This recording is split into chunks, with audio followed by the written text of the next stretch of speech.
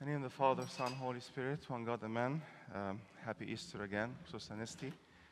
Haven't seen you last week, so um, just a few thoughts after Easter and after the Holy Week. Um, Normally, we go all the way to the peak in Holy Week and Easter, and then we have a sudden drop.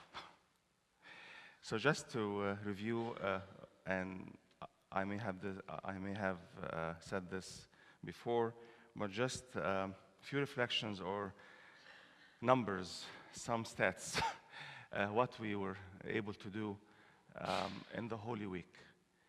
We said 672 Thuktati Goms. We asked 700 times for mercy. And we read 104 Bible passages, over 200 prophecies from the Old Testament. And we spent 60 hours in just 1 week compared to 100 hours for the rest of the year. So, third of the whole time spent in the year was spent in the Holy Week. Even more. 2/3? Kind of, yeah. So it's really a lot. It's really a kind of spiritual energy that we get from the Holy Week. We're so focused, we're so dedicated, we're so committed to coming because in our mind and in our experiences, this is the most holiest of the weeks, and this is the time to be in church, and I don't want to miss it.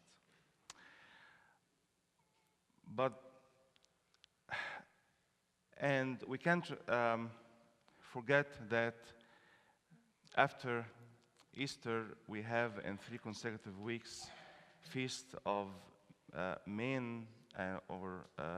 major saints of the church. May 1st, St. George, which is tomorrow.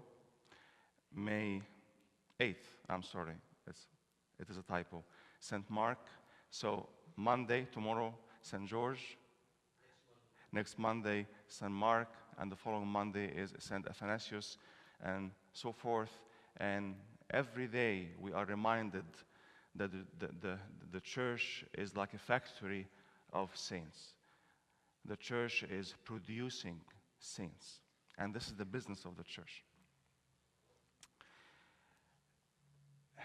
However, we get a post-Easter coma. We get this sense of, okay, I need a break. A coma from food, a coma from the 672 Thuktati Goms, a coma from the 700 Lord have mercy, whatever that coma is, but we just get a sudden drop. And I just reflected on this. If we get this sudden drop, therefore, I guess our relationship with what happens in the church, seasons and fast and feast, is kind of situational. It is when I am found in this situation, I am a spiritual person. And I persevere because there is a deadline. We start by Palm Sunday, Pascha, Good Friday, Easter, and I'll be done. Or it depends on the mood, or external factors or circumstances. And this is, I guess, one of the reasons that we get this coma is that we push ourselves so much to do it and enjoy it with all good intentions. But we have a deadline. I'm just waiting for Easter to come. Okay, and I go up the mountain. Once I reach the mountain top, khalas, I'm done. versus the post-Easter excitement, because this is the time of witnessing. This is the time of blossom, spring, spring forth. Go forth and preach the gospel. And we see the mission of the church started just right Easter, just right after Easter, when Christ met with the disciples, gave them the commission, and go. There was no downtime. So we have two choices, or two kind of people, that they get the coma after Easter, or they get excited after Easter, because I am so energized, I'm so filled with this spiritual energy and motivation and with the presence of God in my life, and I want to do something different with the rest of my life, or with the rest of the summer. This kind of person comes and views herself in an intentional way. I am an intentional person in my worship. I know what I am saying. I mean it. And I have a purpose for my prayers. I am consistent, and this person has a persistent hunger for worshiping and a persistent hunger for living out the faith. I am hungry to live out my faith. I want to be that believer. I want to be that light in the world when I go to work or to school. I want to, and I can't wait to witness. I can't wait to tell people what I believe in. But this is when we all fall short, because we are conditioned that church is church. We do whatever we do in church. But once I go outside, I want to fit in. I want to be part of the world.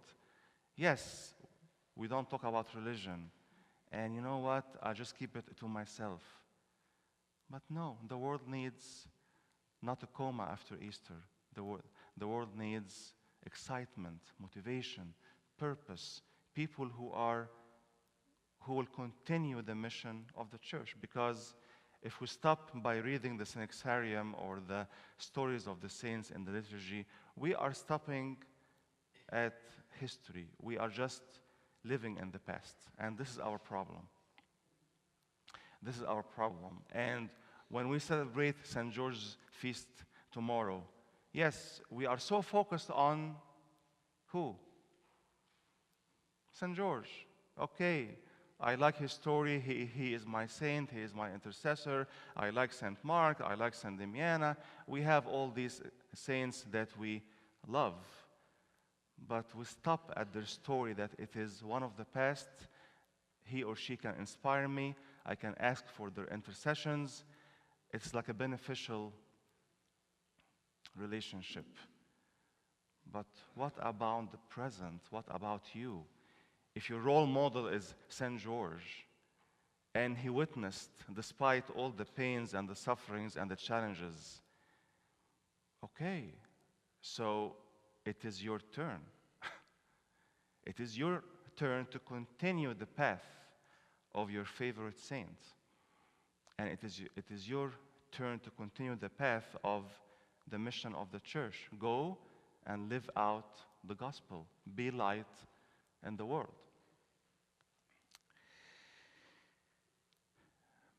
Because the church is the factory of saints and witnesses, now the question that poses itself after Easter, it's not a break. It is a time when you reflect, okay, I have accumulated all this energy in the Holy Week.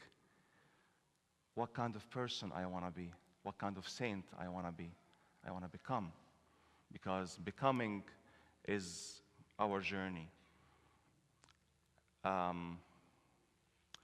Bishop Ware of the Greek Church in the UK, he wrote a book about becoming.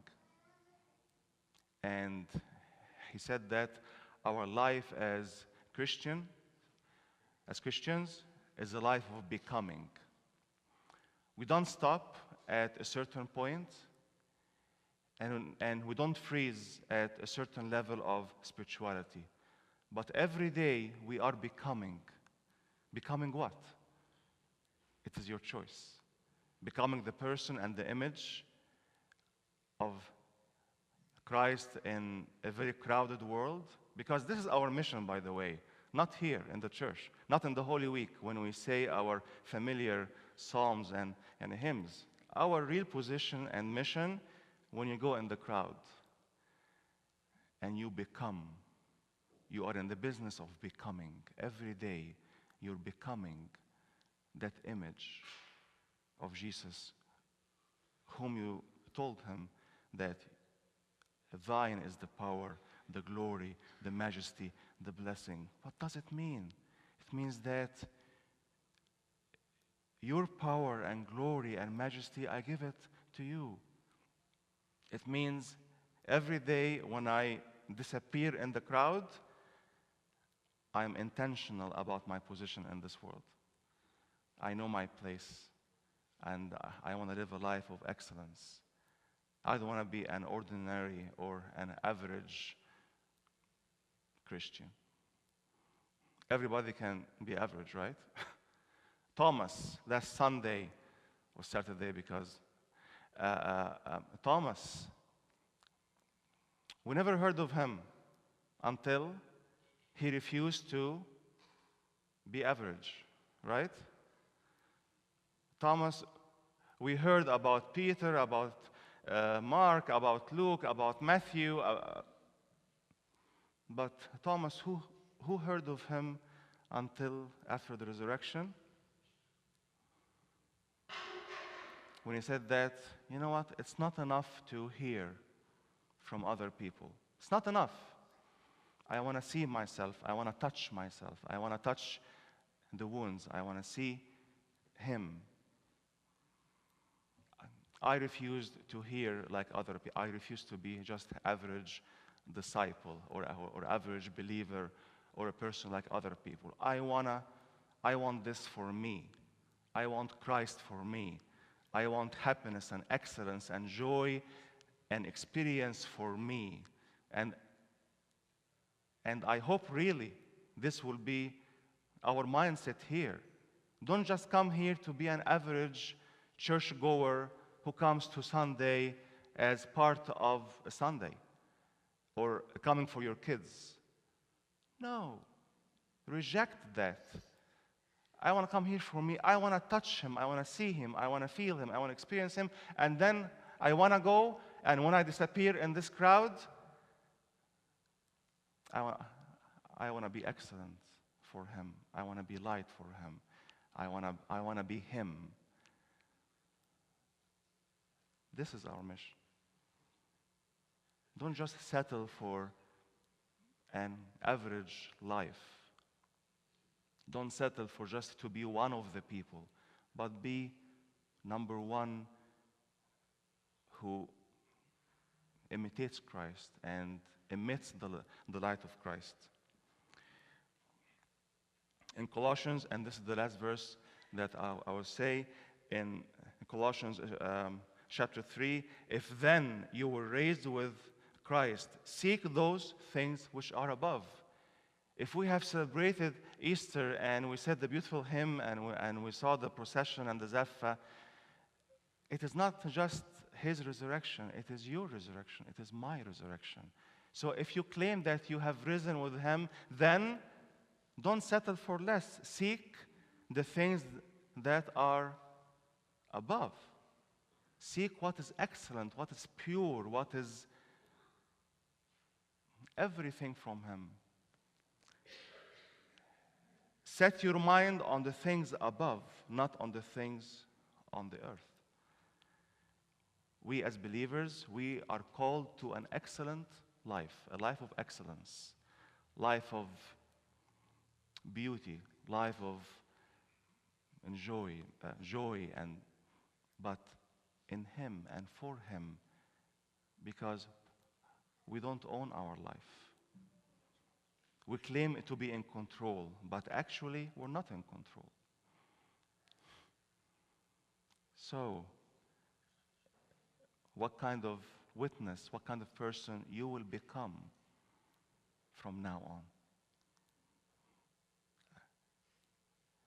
Do you want to be Thomas or the disciples of Emmaus who just after the burial, okay, khalas, he's dead, we're done with what is written, let's go back to our jobs and villages. Do you want to be like Peter when he was so frustrated after denying Christ so that he went back to his old job of fishing? But even if you are like Peter or like those disciples, the good news is that Christ went after them personally. And he asked Peter, do you love me? And the same question is asked this morning and every day. Do you love me? Are you excited about me? Do you want to live my purpose in your life? Or you just want to have a break from me because you spent with me too much hours in the Holy Week?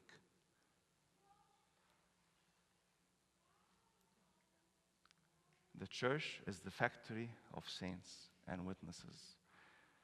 Let's produce. Let's be fruitful.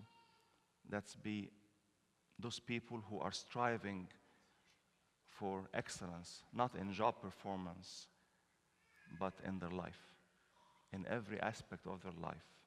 He didn't shed his blood for you to be just an average person in all aspects, but he shed his blood for you to be living above in heaven while you are on earth. To him all glory forever. Amen.